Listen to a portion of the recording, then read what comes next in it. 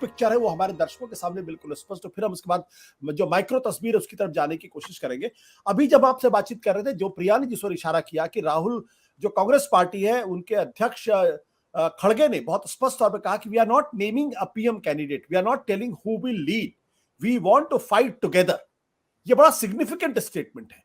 क्या ये significant statement उस संदर्भ में देखा जाए कि मनीष सिसोदिया की गिरफ्तारी के बाद सारा विपक्ष पूरी तरीके से हिल गया और उसको लग रहा है कि अगर इसी तरीके स्थिति चलती रही तो 2024 के पहले शायद ही कोई चुनाव लड़ने लायक बचेगा। सबके सब पता ही एक साथ जेल के अंदर बैठे होंगे और कुछ तो अंडा सेल में बैठे होंगे और कोई उसको बिल्कुल क्वारंटाइन कर दिया गया होगा। जावेद भाई आपको अब अनम्यूट करना पड़ेगा। मैं अनम्यूटेड हूँ। हाँ बिल्कुल, हाँ। आपको अनम्यूट करना पड़ेगा, आपने फिर अपने आप को म्यूट कर लिया। जी हाँ बोलिए।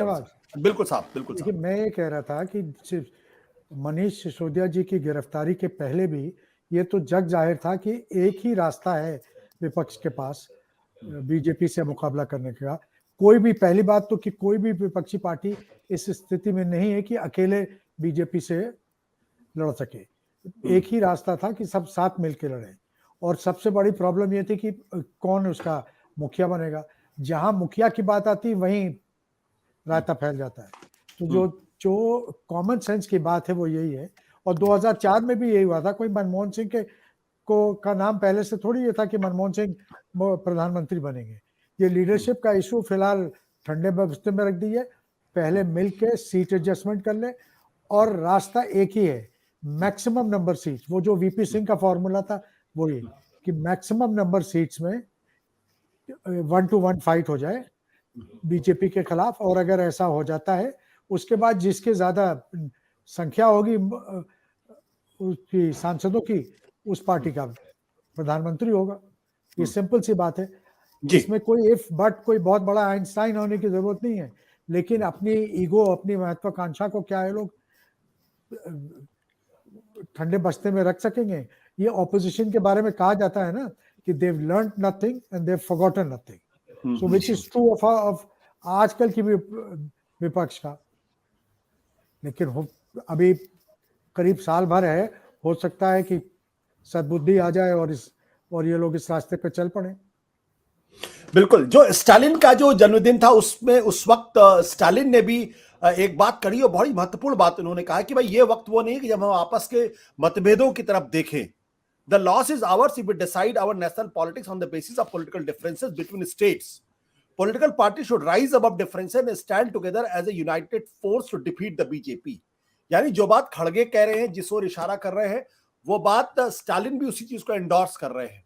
तो ऐसे में सिद्धार्थ साहब एक सवाल यहाँ पे ये है कि जिस तरीके से अखिलेश यादव ने रिएक्ट किया है मनीष सिसोदिया की गिरफ्तारी को लेकर, एक तरीके से पूरी क्लीन चिट उनको दे दी है, और ये क्या संदेश देता है? क्योंकि ये माना जा रहा था भारत जोड़ो यात्रा के दौरान जब कांग्रेस पार्टी ने अखिलेश यादव को बुलाने की कोशिश की तो वो वहां नहीं गए और बहुत बट परंतु लेकिन उसमें लगा।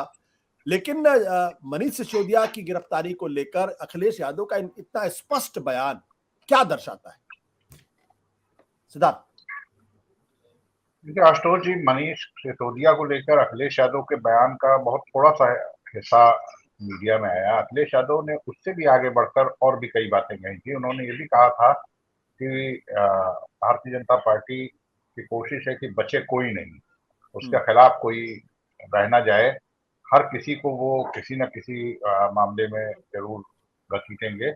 और भी काफी ऐसा कहा था। तो उन्होंने मनीष सिसोदिया के मामले में बहुत स्पष्ट तरीके से अपना मत जो है जाहिर किया था। मुझे एक बात जो अभी प्रिया जी कह रही थी और उसको मैं देख रहा हूँ भारतीय जनता पार्टी के छोटे से लेके बड़े नेता तक जो उत्तर प्रदेश से लेके और जगहों पर जो बयान दे रहे हैं, खासतौर पर अडानी के मामले में भ्रष्टाचार के सवाल पर बुरी तरह गिरने के बाद अब भारतीय जनता पार्टी का हर नेता, छोटा बड़ा, राज्य में बैठा है, देश में बैठा है, किसी राज्य में बैठा है, उत्तर प्रदेश में तो बहुत सारे को मैंने नोटिस किया, हर कोई इस बात पर तुला हुआ है कि वो आम आदमी पार्टी और खास तौर पर मनीष सिसोदिया को भ्रष्टाचारी घोषित कर दे। और वो बार बार भ्रष्टाचार के सवाल पर आम आदमी पार्टी को घेरने की कोशिश कर रहे हैं। ये बिल्कुल सही है कि कि आम आदमी पार्टी में मनीष सिसोदिया की छवि, जो उनका परसेप्शन उनको लेकर लोगों में बना था, वो किसी और नेता के मुकाबले कहीं बेहतर रहा है। उनके कामों को लेकर, उनकी साफगोई को लेकर, बहुत सारी चीजों को लेकर, और उस छवि पर हमला करना, मुझे लगता है कि भारतीय जनता पार्टी जितना अडानी के मसले पर घिरी है, उससे ध्यान बटाने के लिए पूरी कोशिशें कर रही है कि हमारे खिलाफ साफ सुथरी राजनीति का, भ्रष्टाचार के विरोध का नाम लेकर जो आम आदमी पार्टी आई है, उस आम आदमी पार्टी की हालत हुई। और इसलिए इसने भी पूरे विपक्ष में एक पैदा किया है कि शायद विपक्ष को अब लगने लगा है कि मनीष सिसोदिया पर हाथ डालना, मनीष सिसोदिया को जेल भेज देने के बाद शायद पूरे देश में कोई ऐसा, वैसे भी कोई बचा नहीं है, बहुत इक्का दुक्का लोग ही बचे होंगे, लेकिन कोई ऐसा नहीं छूटेगा जिसको 2024 के चुनाव से पहले भारतीय जनता पार्टी इस तरह के मामलों में फंसा ना दे। जो प्रधानमंत्री ने ईडी को लेकर कहा कि ईडी ने सबको एकजुट कर दिया है, असलियत तो ईडी की भी बहुत सारे लोगों के बीच में अब सामने आ चुकी है, खासतौर पर उत्तर प्रदेश में जिस तरह से महीनों सिद्दीक कप्पन ईडी के मामले के चलते जेल से बाहर नहीं आ पाए थे, और बाद में जब उनकी चार्जशीट के कुछ अंश लोगों ने मीडिया में सामने रखे, तो ये पता चला कि किसी शादी नाम के उनके दोस्त की शादी में 5,000 रुपए वो दिए गए थे, और उस 5,000 रुपए के ट्रांजैक्शन के लिए ईडी ने, जो कि शादी में दिए गए थे, उस 5,000 रुपए के ट्रांजैक्शन के लिए ईडी ने सिद्दीक कप्पन को इतने महीनों जेल में सड़ा कर रखा। तो मुझे लगता है कि ये मनीष सिसोदिया का जेल जाना, इसने पूरे विपक्ष को जो एकजुट किया है, और इसके साथ साथ कहीं ना कहीं आम आदमी पार्टी को भी सोचने को मजबूर किया है कि वो आम आदमी पार्टी विपक्ष के तमाम नेताओं के खिलाफ जब कोई भी इस तरह की कार्रवाइयां होती थी, उन कार्रवाइयों पर बहुत कोई स्पष्ट मत नहीं होता था, या बहुत सारी चीजों पर, और उनको एक ये लगता था ना कि कुछ काम धाम थोड़े करके दिखाएंगे, कुछ जनता के बीच में कुछ वो समाज सेवी संस्था जैसा एक अपना प्रोजेक्शन जो है वो रखेंगे, और उससे हम भारतीय जनता पार्टी की राजनीति को खराब करेंगे, पीछे कर देंगे, और जनता जो है हमारी तरफ आएंगे। शायद मुझे लगता है कि उनको इस समय की राजनीति की जो डिजाइन चल रही है, और खासतौर पर ये अखिलेश यादव के बयान को आप कैसे देखते, कैसे इसको इंटरप्रेट करेंगे आप? क्या अखिलेश यादव, क्योंकि बहुत मजबूती के साथ वो मनीष यादव के साथ खड़े हुए हैं, और ऐसा नहीं था कि आम आदमी पार्टी के साथ कोई बड़े पुराने रिश्ते हैं। आपको याद होगा उत्तर प्रदेश विधानसभा का चुनाव चल रहा था, तो आम आदमी पार्टी और उनके बीच में गठबंधन की बात चली, लेकिन वो गठबंधन नहीं हो पाया था।